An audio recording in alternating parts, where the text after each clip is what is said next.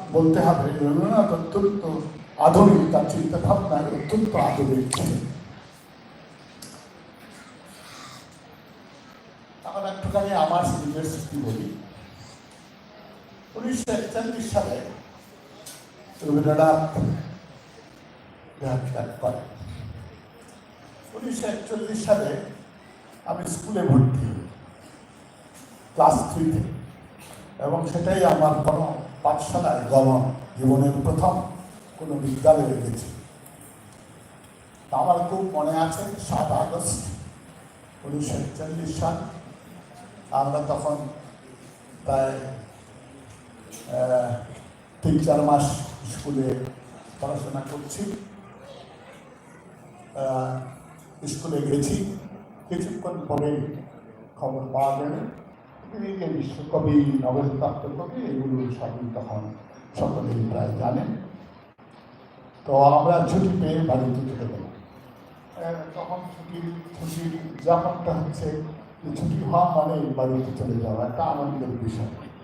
তো আমরা সেই সময় বাড়িতে চলে গেলাম, আর বাড়িতে গিয়ে বললাম যে আজকে ওই বুড়ো কবি তার মৃত্যু হয়েছে, সেজন্য আমাদের ছুটি হয়েছে। আর আমাদের তখন ওই ইমপ্রেশনটা দৃষ্টিকোণে টাপট্টি বলে কবি, আর এটা জানি তিনি নোবেল প্রাপ্ত কবি। তারপরে সেদিন আর কিছুই হয়নি। সিলেটেও কোনো রবীন্দ্র উৎসব সেদিন হয়নি। পরে অবশ্যই সাহিত্য পরিষদ রবীন্দ্রনাথের উপর অনুষ্ঠান করেন, মুসলিম সাহিত্য সংসদ শোকসভা করেন, এগুলো পরে হয়েছে। আমার কোনো অংশগ্রহণের সুযোগ হয়নি, বা এগুলো পরে জেনেছি, পরে দেখেছি। মোটামুটিভাবে তার প্রয়াত একটা চিন্তার উদ্বেগ হয় যে এই মানুষটি আমাদেরকে অনেক উচ্চ মার্গে নিয়ে গেছেন, আমাদেরকে পরিচিত করেছেন বিশ্বের কাছে, আমাদের সাহিত্য কৃষ্টি সব কিছুতে তার মূল্যবান অবদান রয়েছে। এবং তখন থেকেই, অবশ্য তার আগের থেকেই, তার যে বিভিন্ন ক্ষেত্রে সৃষ্টিশীল কর্মকাণ্ড, সেগুলো অত্যন্ত গুরুত্ব পায়। তিনি শুধু কবিতা লেখেননি, তিনি তার অত্যন্ত উচ্চমানের। তিনি একটি সঙ্গীতে একটা বিশেষ ধারার প্রবর্তন করেন, রবীন্দ্রসঙ্গীত যার বাই ইটসেলফ, এটাও কৃতিত্বের বিষয়। এবং ভাষার প্রতিটি ক্ষেত্রে, সাহিত্যের প্রতিটি ক্ষেত্রে, কবিতা, গল্প, ছোট গল্প তো দাবি সৃষ্টি করতে হবে বাংলাদেশে, উপন্যাস, সব কিছু রয়েছে তার মূল্যবান ভাবে বিচরণ করেছে। আমার মনে আছে আমি তখন কিশোর, কলেজেও যাইনি। কলেজে যাওয়ার আগেই রবীন্দ্রনাথের গোড়া পড়তে চেষ্টা করেছি। বুঝেছি কি বুঝি নাই সেটা বলতে পারবো না, কিন্তু জাস্ট গল্প হিসাবে সেটা পড়বার চেষ্টা করেছি। এবং ইতিমধ্যে অবশ্য তার সঞ্চয়িতা, তার নিজেরই সিলেক্ট করা কবিতা, সেটা বেরিয়ে গেছে, এবং সেটা আমরা একটা মোটামুটিভাবে সেই বই সম্বন্ধে অবহিত ছিলাম। তারই অনেক কবিতা আমাদের পাঠ্যপুস্তকে নেওয়া হতো। তো আমি দেখেছি কয়েকদিন আগে বোধহয় কয়েক মাস আগে, যখন আমি আরেকটি কথা বলে আমার কথা শেষ করব। আমি বাংলা রচনা শুরু করি 1944 সালে। আমার প্রথম রচনা হলো একটি প্রবন্ধ প্রতিযোগিতায় অংশগ্রহণ। সিলেটে খুব ঘটা করে সব স্কুলে মিলে মিলাদ উৎসব প্রতিপালিত হতো। সেই মিলাদ উৎসব, সেই অনুষ্ঠানে প্রধান অতিথি হন। কারণ সিলেটের এক সৌভাগ্য ছিল, জেলা জজ বহুদিন মুসলমান জেলা জজ ছিলেন। তো সুতরাং মুসলমান দরকার মিলাদ উৎসবের জন্যে। সেই মিলাদ উৎসবের জন্য আমি একটি প্রবন্ধ লিখি, সেই প্রবন্ধের নাম আছে মোদের রসুল। তো এটা খুব ভালো লাগে পড়তে, এখনো আছে, এটা পাবলিশও করেছি। তো এটা সোজা কথায় যে ওই বাচ্চারা যেরকম জীবন কাহিনী দেখে সেরকম একটি প্রবন্ধ, মাত্র 3 পৃষ্ঠা বোধ হয় তার দৈর্ঘ্য। তো এইটার পরে পরবর্তী যে প্রবন্ধ আমি রচনা করি সেটি হল রবীন্দ্রনাথের উপরে, রবীন্দ্র জয়ন্তী উপলক্ষে। তখনকার দিনে রবীন্দ্র জয়ন্তী, নজরুল জয়ন্তী, আর আরেকটি বলবো ইকবাল জয়ন্তী, এটা খুব বিশেষভাবে পাকিস্তান, পূর্ব পাকিস্তান হয়ে গেছে, পূর্ব পাকিস্তানে এগুলো অনুষ্ঠিত হতো। তো আমার দ্বিতীয় প্রবন্ধ হচ্ছে রবীন্দ্রনাথের উপরে, এবং সেখানে আমি প্রবন্ধটি শুরু করেছি নির্ঝরের শব্দভঙ্গ দিয়ে।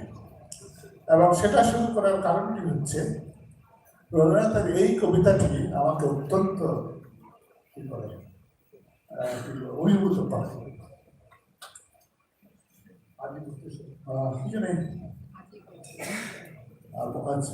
লাইনও ভুলে গেছে।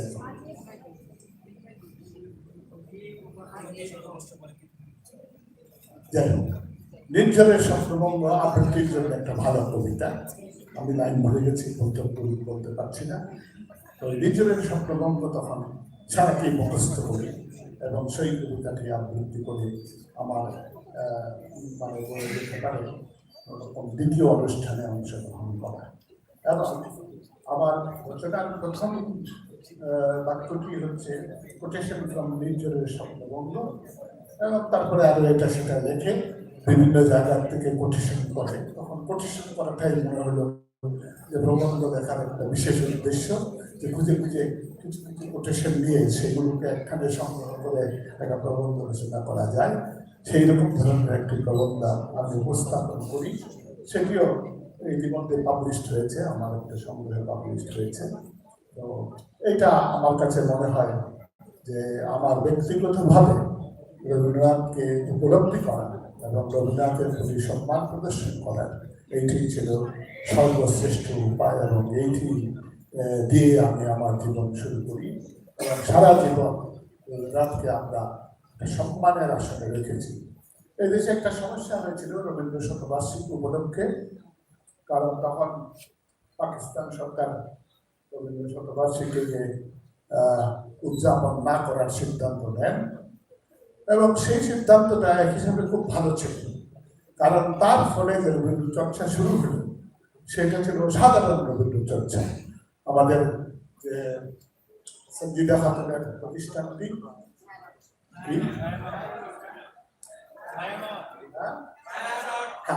সেটার জন্ম হয় কিন্তু এই সময়ে, এই প্রতিবাদ হিসেবে এটার জন্ম হয়। যদিও এটা রেগুলার প্রতিষ্ঠান হিসাবে 68 সালে প্রতিষ্ঠা পায়, বাট ওটার জন্ম হয়েছে 1968 সালে, যখন রবীন্দ্র শতবার্ষিকী নিয়ে নানা ধরনের আপত্তি পাকিস্তান সরকারের তরফ থেকে উপস্থাপন করা হয়। এবং আমি বেশ গর্ববোধ করি যে তখন আমি এই আন্দোলনের সঙ্গে সংশ্লিষ্ট হওয়ার একটা সুযোগ পেয়েছিলাম। যাই হোক, আজকে আমার বক্তব্য এখানে আমি শেষ করব, এবং শুধু বলবো যে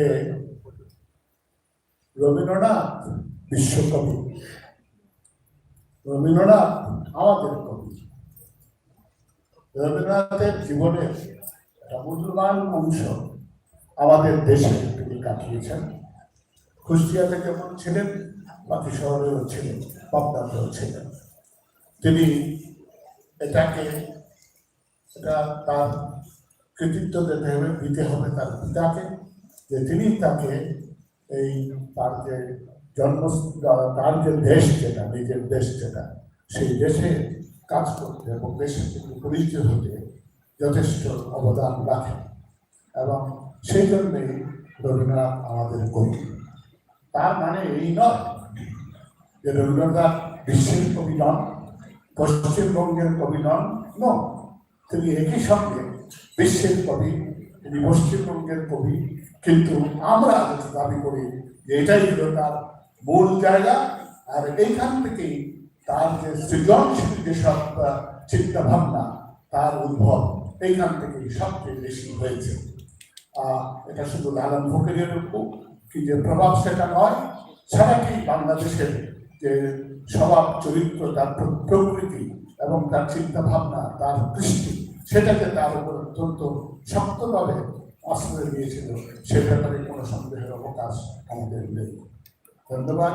খোদা হাফেজ। ধন্যবাদ। জয় বাংলা, জয় বাংলা।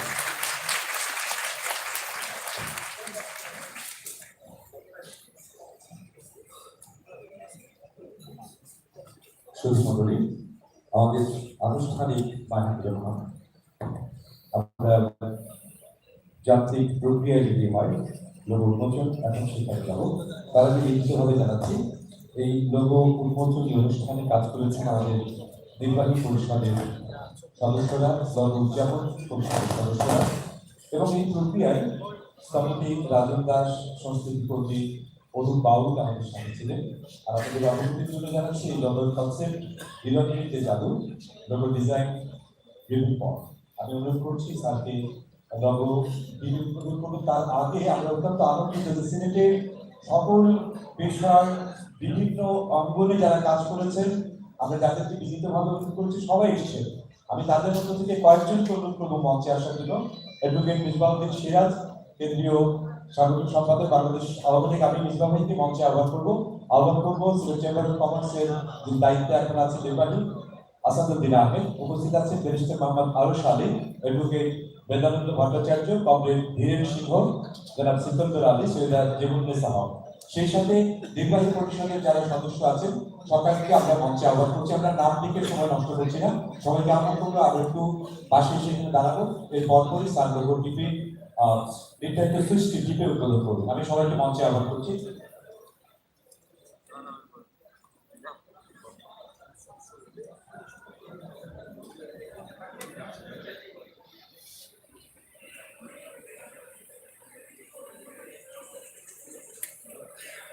সবাইকে আমরা মঞ্চে আহ্বান করছি। আমরা এখানে এক কোণে দাঁড়াবো, এখানে আমরা দাঁড়াবো, ওইদিকে কয়েকজন দাঁড়াবো। আমি ধীরেন দা সহ যারা আছেন, আরশ ভাই, ধীরেন দা, সবাইকে আমরা এদিকে আমন্ত্রণ জানাচ্ছি। আমরা এখানে সবাই দাঁড়াই না, ওই কোনা করে একটু দাঁড় করে দিয়েছেন। দাদা চলে আসেন এখানে আমাদের।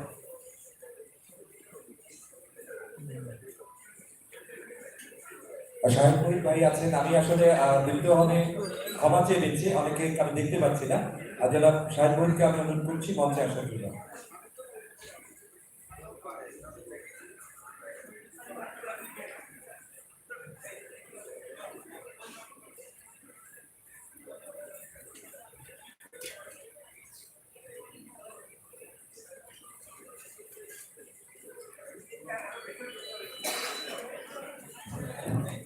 আমি বলতে ভুলে গেছি যে আমাদের এই অনুষ্ঠান যেটি বছর কাছে আমরা করছি, সেইটা ইভেন্টটা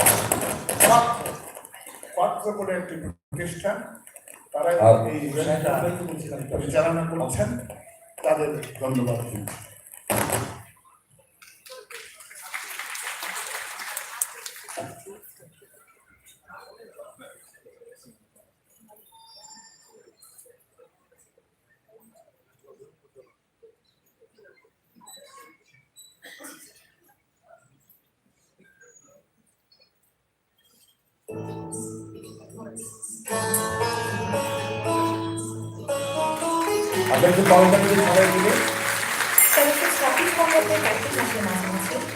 রবীন্দ্রনাথ ঠাকুর শৈলশহর শিলং অবস্থান করছিলেন। সিলেটের নিকটবর্তী কবিগুরু শিলং অবস্থানের সংবাদ জেনে তার পূর্ব পরিচিত শ্রীভট্ট ব্রাহ্ম সমাজের অন্যতম পরিচালক গোবিন্দনারায়ণ সিংহ কবিগুরুকে সিলেট আগমনের জন্য তার বার্তা করে আমন্ত্রণ জানান। জবাবে রবীন্দ্রনাথ ভ্রমণ দীর্ঘ ও ক্লান্তিকর জানিয়ে অপারগতা প্রকাশ করেন। গোবিন্দ নারায়ণ, আঞ্জুমান ইসলাম মহিলা পরিষদ প্রভৃতি প্রতিষ্ঠান সংগঠনকে দিয়ে তারবার্তার মাধ্যমে সিলেট শুভভ্রমণের আহ্বান জানাতে থাকলে অবশেষে কবিগুরু সম্মতি প্রকাশ করেন। সিলেট শিলং সড়কটির ব্যবহার তখনও শুরু হয়নি। আসাম বেঙ্গল রেলপথ তখন শিলংকে বাংলার সাথে সংযুক্ত করে রেখেছিল। সাহিত্য সমাজের এই রত্নমণির আগমনের খবর পেয়ে তাকে অভিজাত অভ্যর্থনা জানাতে বিশেষ অভ্যর্থনা কমিটি গঠন করা হয়। এই অভ্যর্থনা কমিটির এক দলকে বদরপুরে পাঠানো হয়, যা বর্তমানে করিমগঞ্জ আসাম নামে পরিচিত। আরেকটি দল, যার মধ্যে শহরের বিশেষ ব্যক্তিবর্গ তথা হরেন্দ্র চন্দ্র সিংহ, ক্ষীরোদ চন্দ্র দত্ত, শ্রীযুক্ত ধর্মদাস দত্ত প্রমুখকে কুলাউড়া পাঠানো হয়, যা সিলেট থেকে 30 মাইল দূরে অবস্থিত। শান্তিনিকেতনের প্রাক্তন শিক্ষার্থী মনোরঞ্জন চৌধুরী সস্ত্রীক ওই সময় বদরপুরে ছিলেন। তারা কবিগুরুর সাথে যাত্রাপথে যোগদান করেন। কবিগুরুর সাথে ছিলেন তার পুত্র রথীন্দ্রনাথ ঠাকুর এবং পুত্রবধূ প্রতিমা দেবী। সবাই একটি রাত কুলাউড়া স্টেশনেই যাপন করেন। কুলাউড়া স্টেশনে রাত্রি যাপনের খবর পেয়ে সিলেটের প্রেসবিটেরিয়ান চার্চের ইথান রবার্টস কবিকে শুভেচ্ছা জানাতে এসেছিলেন। যাত্রাবিরতির পথে কবিগুরুকে মাইজগাঁও, বরমচাল, ভাগেরা ও ফেঞ্চুগঞ্জে উষ্ণ সংবর্ধনা জানানো হয়।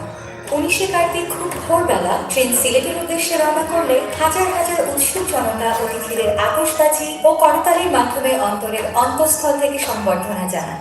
কবিগুরুকে অভ্যর্থনা জানাতে স্থানীয় সম্ভ্রান্তদের মধ্যে তৎকালীন মিউনিসিপ্যালিটির চেয়ারম্যান রায় বাহাদুর সুকুমার চৌধুরী, প্রাক্তন মন্ত্রী খান বাহাদুর আব্দুল মজিদ, শ্রীহট্টের কৃতি সন্তান কবির পূর্ব পরিচিত আব্দুল করিম সাহেব, রায় বাহাদুর প্রমোদ চন্দ্র দত্ত প্রথম সারিতে ছিলেন এবং মহিলাদের পক্ষ থেকে নালিনী বালা চৌধুরী দলনেতৃত্ব করেন।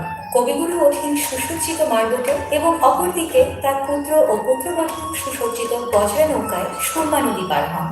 বজরাগুলো নদী তীরে পৌঁছতেই তার ভক্তরা সুরমা নদীর অপর প্রান্তে কবিগুরুর জন্য সমবেত হন। ঐতিহাসিক চাঁদিঘাটকে সাজানো হয়েছিল ফুল, পতাকা, ফেস্টুন ইত্যাদি দিয়ে। অভ্যর্থনা কমিটির নেতৃত্বে ছিলেন মৌলভী আব্দুল্লাহ। শ্রীহট্টতে কবিগুরু ও তার পরিবারকে স্বাগত জানানোর জন্য মজুমদার, দস্তিদার এবং অন্যান্য বিভিন্ন অভিজাত পরিবারের সদস্যরা ঘোড়ায় চড়ে উপস্থিত ছিলেন। সাধারণ জনগণ তাদের অন্তরের অন্তঃস্থল থেকে কবিগুরুর প্রতি আন্তরিক শুভেচ্ছা জ্ঞাপন করেন এবং কবিগুরুও হাসি মুখে জবাব দেন। হাজার হাজার উৎসব জনতার মধ্যে কয়েকজনই কবিগুরুর সাথে পরিচিত হওয়ার সৌভাগ্য লাভ করেন। অতিথিরা এরপর আব্দুল করিমের সাথে একটি ফুলে সুসজ্জিত ফিটন গাড়িতে ওঠেন। কবিগুরু ও তার পরিবার শহরের উত্তর পূর্ব দিকে নয়নাভিরাম এক টিলার পাদে এসে পাদ্রিক টমাসের বাংলোতে ওঠেন। স্থানীয়রা সেখানেও কবিগুরুকে উষ্ণ সংবর্ধনা দেন। সেখানে কবিগুরুকে প্রাচ্যরীতি অনুসারে ধূপগন্ধ, মালা চন্দন এবং শাঁখের আওয়াজে কবিবরণ করা হয়। গোবিন্দ নারায়ণ সিংহ পরিবারের দুটি মেয়ে লীলা ও সুরো কবিকে চন্দন তিলক রেখে তার গলায় পুষ্পমালা পরিয়ে দেন। ওই দিন সন্ধ্যা 7টায় ব্রহ্মমন্দিরে কবির আগমনে অনুষ্ঠানের আয়োজন করা হয়। গোবিন্দ নারায়ণ সিংহ মহোদয়ের আন্তরিক অনুরোধে কবিগুরু সেখানে সঙ্গীত উপস্থাপন করেন। তিনি বীণা বাজান হিমম অন্তরে গান। প্রধান অতিথির মঞ্চে পদচারণ করা মাত্রই সাধারণ জনগণ করতালিতে মুখরিত হয়ে পড়ে। কবিগুরু 1.5 ঘণ্টা ব্যাপী বাঙালির সাধনা এর উপর বক্তব্য রাখেন।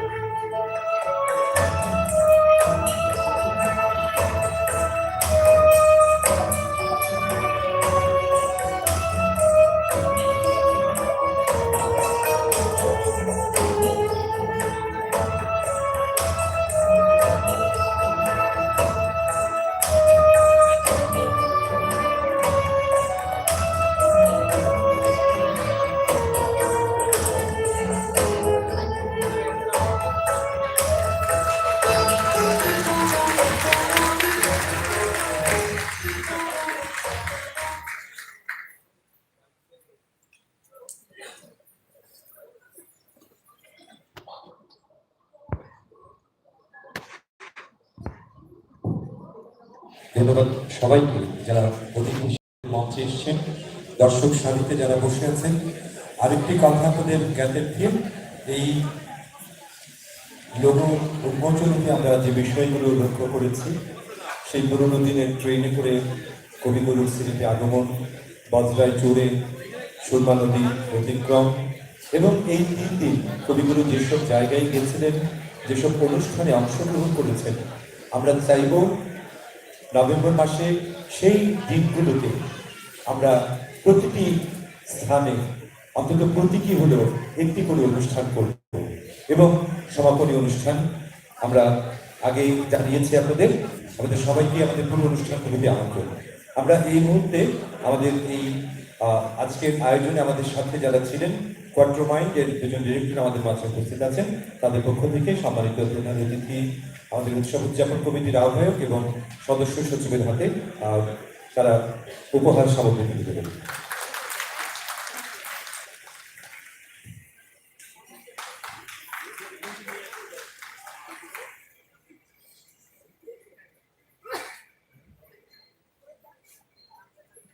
উপহার সামগ্রী তুলে দেওয়া হচ্ছে আমাদের উদযাপন পরিষদের সম্মানিত আহ্বায়ক এবং সদস্য সচিব এর হাতে।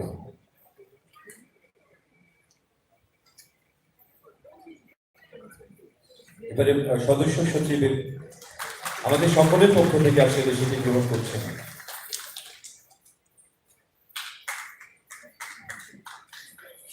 ধন্যবাদ সবাইকে। আমরা আমন্ত্রণ জানাচ্ছি আমাদের দ্বিতীয় পর্বের সাংস্কৃতিক পর্বে। আসলে আমরা শুরু করছি আমাদের দ্বিতীয় পর্ব।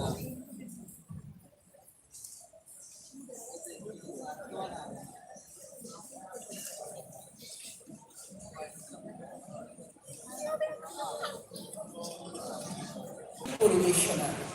প্রথমে সম্মেলন কণ্ঠে রবীন্দ্রসঙ্গীত পরিবেশনায় সিলেটের রবীন্দ্রসঙ্গীত শিল্পীবৃন্দ, পরিচালনায় রানা কুমার সিনহা, সুমনা আজিজ, প্রতীক ইন্দ্র, অনিমেষ বিজয় চৌধুরী।